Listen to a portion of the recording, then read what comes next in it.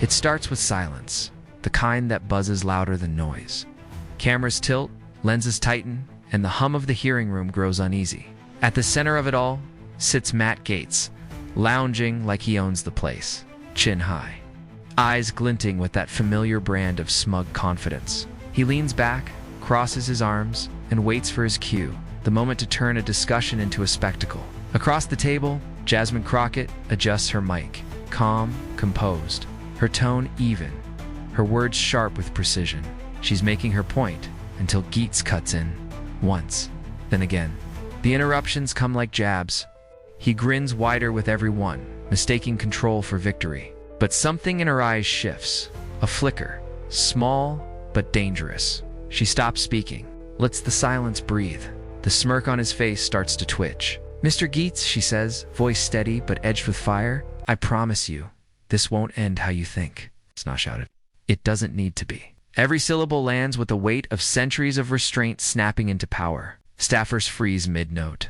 A camera pans in. Someone in the back whispers, "Oh, she's about to end him." The air changes. That quiet arrogance across from her begins to crack. For the first time, Gaetz looks like he's realizing what's coming, and there's no exit this time. The nation doesn't know it yet, but history is about to loop on replay. 30 seconds of unfiltered truth. 30 seconds that will turn a smirk into a symbol and a name into a movement. Because when dignity decides to fight back, even arrogance has to listen. But no one in that room could have predicted how fast the tables were about to turn. This wasn't just another hearing. It was theater disguised as governance. The walls of Capitol Hill had seen countless debates, but today the air felt heavier, charged with something unspoken. Power was in the room, and it wasn't shared. It was challenged. Matt Gaetz strutted in like a man auditioning for his own highlight reel. Every gesture rehearsed, every smirk timed for the cameras. He didn't come to listen. He came to dominate, to turn discourse into display. To him, this wasn't about policy.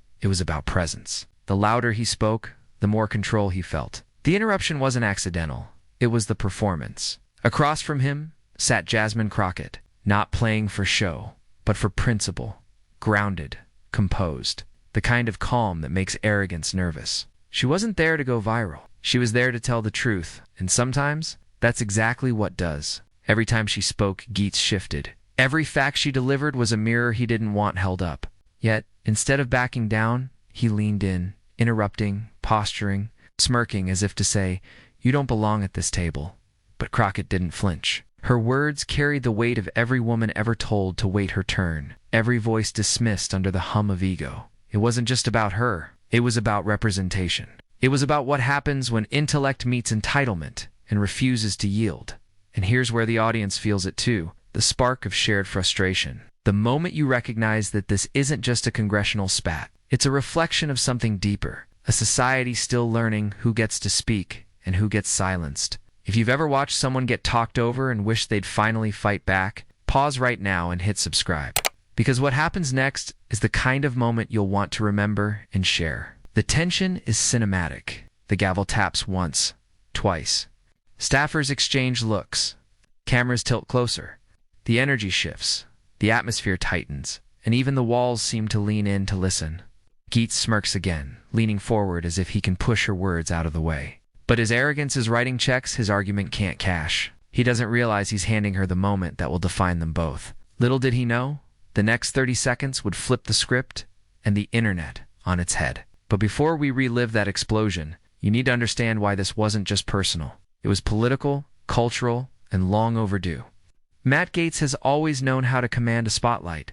For him, politics isn't policy, it's performance. The camera is his confidant. The hearing room is stage. Every interruption, every smirk, every glance toward the gallery is choreographed for the moment it will trend. He's not speaking to the committee. He's speaking to the clip. The goal isn't substance, it's spectacle. His reputation was built on confrontation. When others debated, he provoked. When facts failed, he pivoted to flair. It's how he survived and how he thrived, in a world that rewards outrage over order.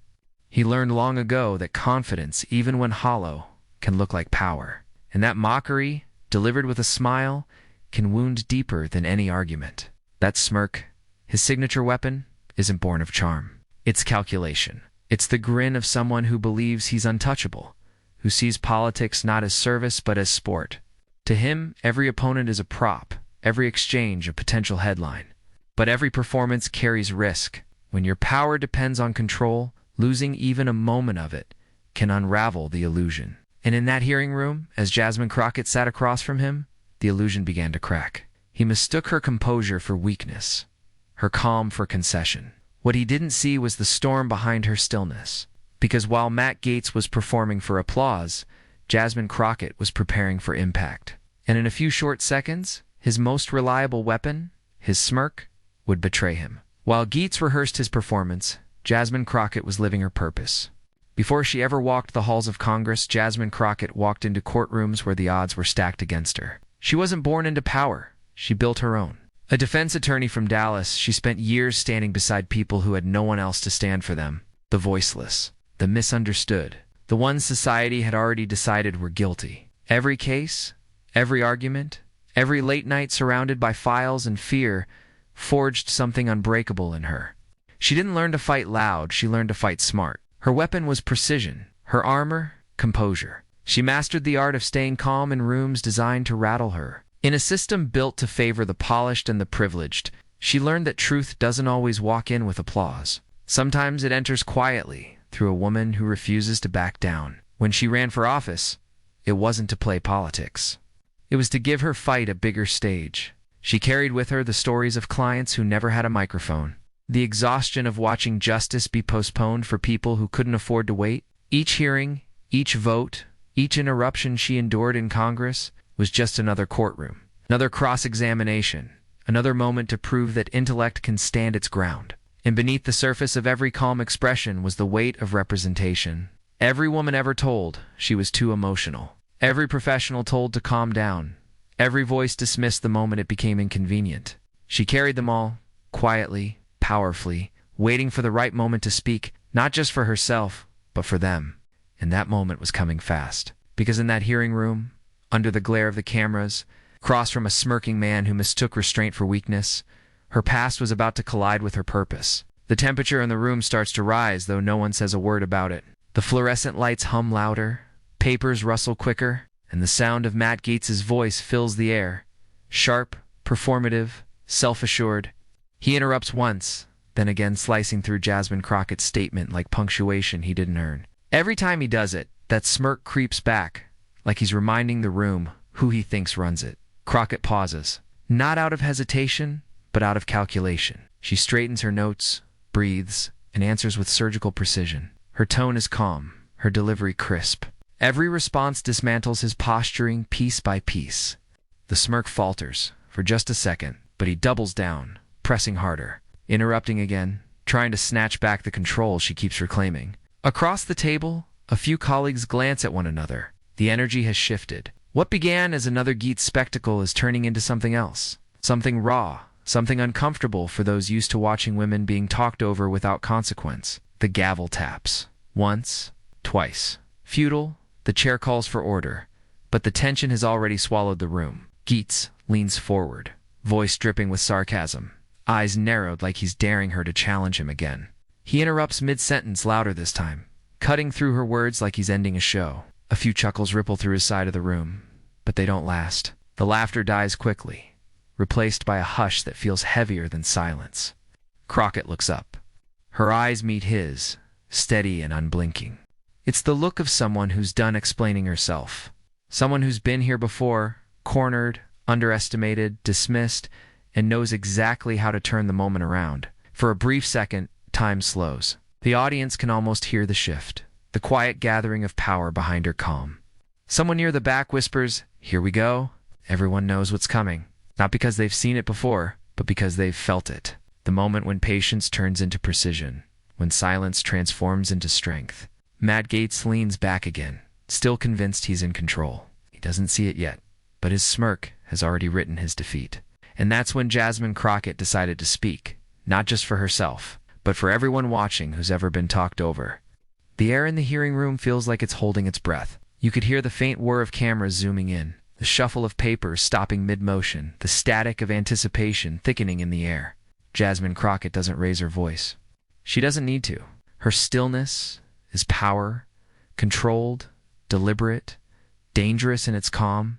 She straightens her posture, the same way a blade straightens before a strike. "Congressman," she begins, her tone measured, eyes locked on Gaetz.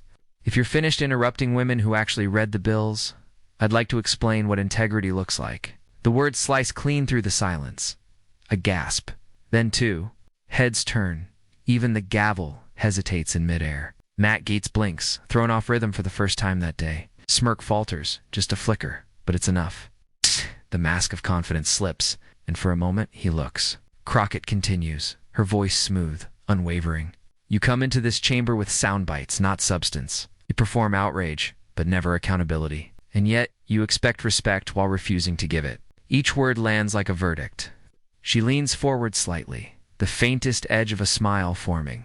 "The American people deserve better than performative patriots and empty speeches. We are here to solve problems, not audition for headlines." Cameras flash. Pens freeze mid-note. The audience isn't breathing, they're watching. Gaetz tries to interject, but this time it's Crockett who cuts him off. "No, Congressman, you've had your turn. Now you'll listen." The rhythm shifts. Every syllable carries the weight. Of history, of every woman told to calm down, every professional dismissed by arrogance masquerading as authority. Her words are bigger than the room now. You speak about integrity, yet you mock process. You talk about transparency, yet hide behind bluster. If you truly cared about serving this nation, you'd stop treating governance like a game show and start showing up for the people who sent you here. A murmur ripples across the chamber. Someone lets out a low whistle. Gaetz sits frozen, eyes darting around the room, looking for backup, a lifeline, anything. But the crowd isn't with him, not this time. The smirk that once controlled the room now looks misplaced, childish, almost desperate. Crockett continues, voice steady, precise. "You see, some of us came here to work. We came here to fight for justice, not for likes. We came here because we've seen what happens when those in power stop listening, and we refuse to let that continue." Every sentence is another blow. Calm, factual, irrefutable. The kind of composure that makes chaos look small. Staffer near the back bites back a grin. Another one whispers, "She's cooking him." But Crockett doesn't smile. This isn't about humiliation, it's about truth. Her tone softens, just slightly. "And for the record, Congressman, respect isn't given because you talk the loudest. It's earned because you stand for something real." She lets it hang there, just long enough. Then she finishes. Clear and final. "So the next time you decide to interrupt a woman doing her job, remember decorum isn't weakness, and civility isn't submission. Sometimes silence is just preparation for the storm." The words linger. The kind of line that doesn't just end a moment, it marks it. Gaetz leans back, jaw tight. No smirk, no comeback. Just the hollow quiet of defeat. The cameras catch it perfectly, the shift from arrogance to awareness. Crockett sits back in her chair, composed, collected, utterly unbothered, and then the sound returns. The rapid click of keyboards, the buzz of journalists firing off headlines, the whisper of history being written in real time. Within minutes, hashtags begin to form online. Hashtag Crockett clapback. Hashtag Gaetz silenced. Clips flood social media before the hearing even adjourns. Millions watch the moment unfold, replaying those 30 seconds of fire that turned condescension into consequence. Across the country, people nod, laugh, cheer. Some whisper, "Finally." Others type, "This is how you do it." Because it wasn't just a mic drop, it was a mirror, reflection of every person who's ever been dismissed, disrespected, or drowned out. Finally watching someone stand tall and say what they never could. And as the feed cuts to black, the narrator's voice returns, low and resonant. But the real explosion wouldn't happen in that room. It would happen online. It starts as a flicker, a single clip, 30 seconds long, posted by a journalist before the hearing even ends. Then, within minutes, it becomes a wildfire. Twitter, Instagram, TikTok, every platform ignites. The clip spreads faster than breaking news. Reshared, remixed, reframed. Millions replay it on loop, watching that one line, "If you're finished." Interrupting women who actually read the bills. Again and again, savoring the moment like vindication. Influencers jump in first. Activists quote it with captions like, "This is what accountability looks like." Celebrities retweet it with fire emojis. Late-night hosts make it their opening bit, mocking Gaetz's stunned expression, then applauding Crockett's calm precision. News anchors call it the clapback heard around the hill. Panelists debate it on air, not as gossip, but as a cultural flashpoint. Proof that the old playbook of arrogance and interruption doesn't work anymore. In the comments, the people speak louder than the pundits. Finally, someone stood up to him. She didn't raise her voice. She raised the standard. This right here, this is what power looks like. Even those who missed the live broadcast now feel the urgency to see what everyone's talking about. Wait, what happened with Jasmine Crockett? Someone tweets. Another replies, you haven't seen it yet. Dude, watch it before you're the last one to know. By nightfall, Crockett's name trends globally. Major outlets pick up the story. Her expression, calm, resolute, unbothered, becomes a meme, a reaction, gif, a rallying cry. Meanwhile, Gaetz's silence becomes its own headline. No response from Representative Gaetz after viral exchange? For a man who thrives on noise, the quiet feels deafening. But for Jasmine Crockett, this isn't just a viral moment, it's a movement.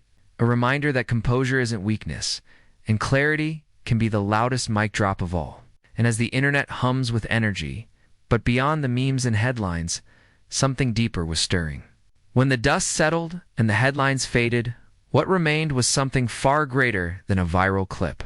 It was a reminder, a living, breathing proof that intellect still matters, and that grace under fire can move mountains. Jasmine Crockett didn't just dismantle an argument. She dismantled a mindset. In 30 seconds, she flipped the script on how power is performed in Washington. Where others used volume, she used vision. Where arrogance filled the air, she brought clarity so sharp it cut through the noise. Her calm wasn't weakness, it was discipline. Her poise wasn't politeness, it was power. And as millions watched, they didn't just see a politician. They saw themselves reflected in her composure, her restraint, her refusal to let mockery dictate her tone. She reminded America of something it had almost forgotten, that truth doesn't need theatrics to be powerful. That sometimes the loudest thing in the room isn't the shout, it's the silence that follows a fact no one can deny. And in that moment, the hearing became history. A moment of dignity defeating derision, intellect overcoming interruption. Sometimes power doesn't shout, it simply speaks, and the world listens. But this wasn't just the end of an exchange. It was the spark of a new standard. One where facts matter more than noise, where conviction replaces contempt, and where women like Jasmine Crockett redefine what leadership looks like. If this moment moved you, don't just scroll, share it. Like it, comment, because every voice that stands for dignity adds to the change she started. But the story doesn't end there. It's only the beginning of a new standard in Washington. The clip may have lasted 30 seconds, but its echo still thunders across America. In that moment, Jasmine Crockett didn't just defend herself. She defended every voice that's ever been silenced, dismissed, or told to wait their turn. Power doesn't always roar. Sometimes it just speaks, and the world finally listens. If this moment made you feel seen, inspired, or fired up, don't just watch, be part of it. Hit like to amplify her courage. Share this story with someone who needs to remember what composure under pressure looks like. And drop a comment below. What would you have said if you were in her seat? Because every reaction, every share, every voice added keeps the ripple of truth alive. This isn't just her moment, it's ours. And together, we decide how loud dignity can be.